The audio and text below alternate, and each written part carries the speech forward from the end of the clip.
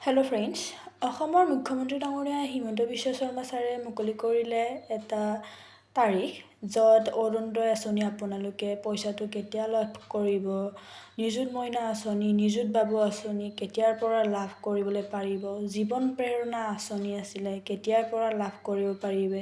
যিহেতু সকলো আঁচনিৰ পইচা ইতিমধ্যে কাকো দিয়া হোৱা নাই আৰু কেতিয়াৰ পৰা দিয়া হ'ব তাৰে বিষয়ে হিমন্ত বিশ্ব শৰ্মা ছাৰে কিছু কথা কোৱা হৈছে ফেচবুক যোগেদি।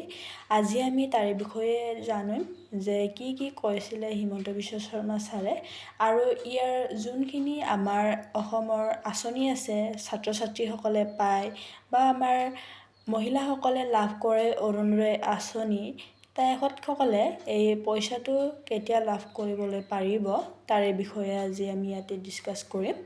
আৰু যদি ভিডিঅ'টো ভাল লাগে লাইক কৰিব, কমেণ্ট কৰিব আৰু ছাবস্ক্ৰাইব কৰিবলৈ নাপাহৰিব। জীৱন প্ৰেৰণা আঁচনি যোনসকল ছাত্ৰ ছাত্ৰীয়ে ডিগ্ৰী পাছ কৰিছিলে 2025 বৰ্ষত তেখেতক দিয়া হৈছিলে 2500 টকাকৈ মাহিলী। আৰু এই 2500 টকাটো কেতিয়া পাব, তাৰপিছত নিযুত বাবু আঁচনি, নিযুত মইনা আঁচনি, তাৰপিছত যোনসকল মহিলাসকলে পাই আছিলে 1250 টকাকৈ অৰুণোদয় আঁচনিৰ নামত, সেই সকলো পইচা আপোনালোকৰ ধন যিমান আছিলে আপোনালোকে পাবলৈ, সেইবোৰ ধন আপোনালোকে 1 আগষ্টৰ পৰা লাভ কৰিবলৈ পাৰিব। কাৰণ নতুন চৰকাৰ যিহেতু গঠন হৈছিলে তাৰে কাৰণে আপোনালোকৰ যি আঁচনি আছিলে সেইবোৰ বন্ধ কৰি থোৱা হৈছিলে। এইবাৰ 1 আগষ্টৰ পৰা আপোনালোকৰ ধন আপোনাৰ বেংকত গোটেই ট্ৰান্সফাৰ হোৱা আৰম্ভ হৈ যাব। সেইকাৰণে আপোনালোকৰ বেংকৰ যি একাউণ্ট আছে সেইটো আপ টু ডেট ৰাখিলেই হ'ল। তাৰপিছত আপোনালোকৰ টকাসমূহ আপোনালোকে লাভ কৰিবলৈ পাৰিব। এতিয়া আহকচোন আমি চাওঁ কি আৰু কৈছিলে হিমন্ত বিশ্ব শৰ্মা ছাৰে ফেচবুক যোগে। আমি এইটো ভিডিঅ'ত দেখা পাম, চাওকচোন।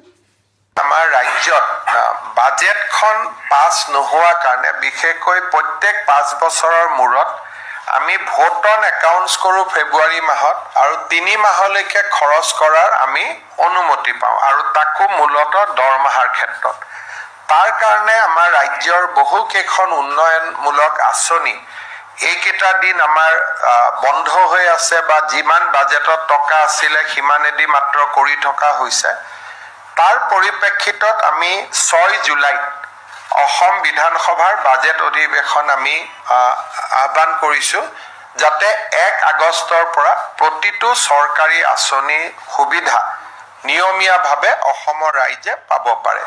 বিধানসভাৰ অধিৱেশন এখন আহ্বান কৰিবলৈ এমাহৰ নটিচ লাগে, গতিকে আজি 4 তাৰিখ 6 জুলাইত আমি পাতিব খুজিছোঁ আৰু 6 জুলাইৰ ভিতৰত বাজেট হ'লে 28-29 জুলাইত পাছ হৈ যাব।